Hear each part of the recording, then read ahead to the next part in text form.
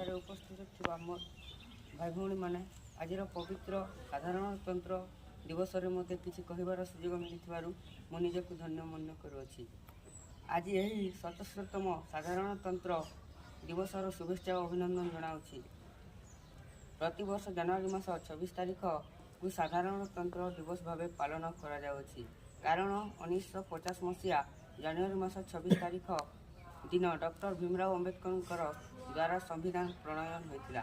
ଏହି ସମ୍ବିଧାନ ତିଆରି ହେବା ପାଇଁ 2 ବର୍ଷ 11 ମାସ 18 ଦିନ ଲାଗିଥିଲା।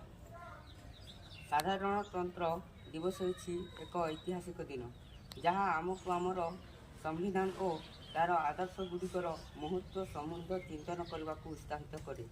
ଏହି ଦିନରେ ସ୍କୁଲ, କଲେଜ ଓ ସରକାରୀ ଅନୁଷ୍ଠାନମାନଙ୍କରେ ଜାତୀୟ ପତାକା ଉତ୍ତୋଳନ କରାଯାଏ, ଜାତୀୟ ସଙ୍ଗୀତ ଗାନ କରାଯାଏ।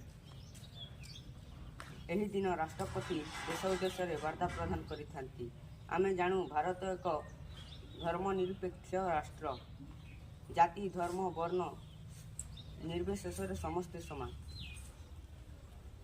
ତେଣୁ ସବୁ ଭାରତୀୟଙ୍କ ଲକ୍ଷ୍ୟ ଏକ ହେବା ଆବଶ୍ୟକ। ସାରା ଦେଶରେ ବିଦ୍ୱାନ, ବୀର ଓ ପକ୍ଷ ପୋଲିସମାନଙ୍କୁ ଏହି ଦିନରେ ପୁରସ୍କୃତ କରାଯାଏ। ଏହା ଏକ ସର୍ବ ଓ ଗୌରବର ଦିବସ।